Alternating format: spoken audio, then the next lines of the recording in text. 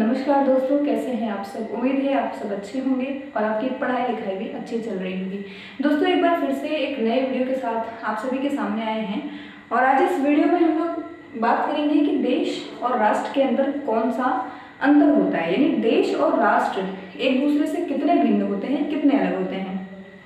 अक्सर हम लोग गलती क्या करते हैं कि हम लोग देश और राष्ट्र को एक ही समझ बैठते हैं, लेकिन ये हमारी सबसे बड़ी भूल होती है। तो मैंने सोचा क्यों ना इस बहुत बड़ी भूल को एक छोटे से वीडियो में निपटा दिया जाए। तो बस इसी सोच के हिसाब से मैंने आज ये वीडियो लेक्चर लाया है, जिसमें मैं आपको देश और राष्ट्र के अंदर कौन सी अंतर होते हैं देश और राष्ट्र में, ये समझाऊंगी। यदि बात करें सबसे पहले देश किसे कहते हैं, तो देखिए, देश भूमि के आधार पर जब किसी क्षेत्र का बंटवारा किया जाता है, अगर उसकी संप्रभुता, जनसंख्या और अपनी वैश्विक स्तर पर सत्ता कायम हो तो उसे हम देश कहते हैं। लेकिन एक बात हमेशा ध्यान रखें कि जो देश होता है वो जनसंख्या, संप्रभुता और वैश्विक स्तर पर अपनी शक्ति कायम रखने के साथ साथ वो भौगोलिक रूप से बंधा होता है, उसकी एक सीमा निश्चित होती है, तो उसे हम क्या कहते हैं, देश कहते हैं। जैसे एक सीमा उसकी निश्चित होगी, भाई उस जगह के, उस क्षेत्र के लोग ये कह सकते हैं कि यहाँ से यहाँ तक की जो सीमा है वो हमारे देश की है, ठीक है, तो यानी देश की है। अब बात करते हैं राष्ट्र किसे कहते हैं। देखिए, राष्ट्र और देश में थोड़ा अंतर सिर्फ इतना है कि जहाँ पे देश का जो बंटवारा है वो भौगोलिक रूप से किया जाता है, वहीं पे राष्ट्र का जो बंटवारा है या जो राष्ट्र का प्रतीक है वो एक भावनात्मक सोच है। जहाँ पे देश में लोग भौगोलिक रूप से बंधे हुए होते हैं, वहीं राष्ट्र में लोग भावनात्मक रूप से बंधे हुए होते हैं। कहने का मतलब ये है कि राष्ट्र की कोई एक निश्चित सीमा नहीं है कि यहीं तक का जो समय, जो क्षेत्र है वो एक राष्ट्र है।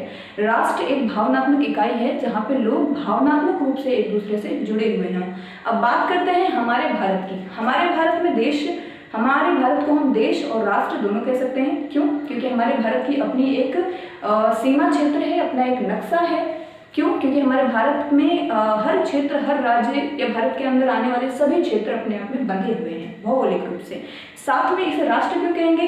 क्योंकि हम अक्सर सुनते हैं कि हम भारतीय हैं, यानी ये अपने अंदर एक भाव है कि भाई हम भारतीय हैं, चाहे हम हिंदू हो, मुस्लिम हो, सिख हो, ईसाई हो, किसी भी जाति या कुल के हों, सबसे पहले हम भारतीय हैं। तो ये भारतीय वाला जो एक टैग होता है, यही हमारी राष्ट्र कहलाने की सबसे बड़ी पहचान है, ठीक है। अच्छा, राष्ट्र को थोड़ा और क्लियर करेंगे। आप लोग अमेरिका को जानते ही होंगे। अमेरिका कोई एक देश है नहीं, बहुत सारे देशों का एक समूह है। अब ये जो अमेरिका है, क्या ये भौगोलिक रूप से एक बहुत बड़ा देश है?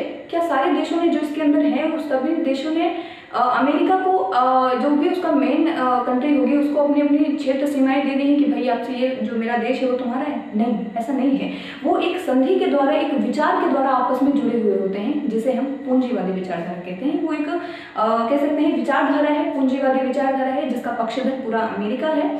तो ये एक विचारधारा, यानी जब लोग भावनात्मक रूप से एक हुए हों या अपने आप को एक समझते हों, तो ऐसे कई सारे लोगों के समूह को क्या कहते हैं, हम राष्ट्र कहते हैं, ठीक है। तो आपने कई जगह सुना होगा हिंदू राष्ट्र, मुस्लिम राष्ट्र, ठीक है, कई सारे जातियों के भी नाम सुने होंगे आपने, फलाना राष्ट्र, ढिमकाना राष्ट्र का नाम आता है। आपने कभी सुना कि हिंदू देश, मुस्लिम देश? कहने को कह सकते हैं, लेकिन ये एक उचित शब्दावली नहीं हो सकती है, क्योंकि राष्ट्र उसे कहते हैं जहाँ लोग एक भावनात्मक रूप से जुड़ने का या जुड़ाव होने का प्रयत्न करें या जुड़े होने का अनुभव करें, ठीक है। तो मुझे उम्मीद है आपको पसंद आया होगा कि देश और राष्ट्र में क्या अंतर है। एक बार फिर से रिन्यू करते हैं।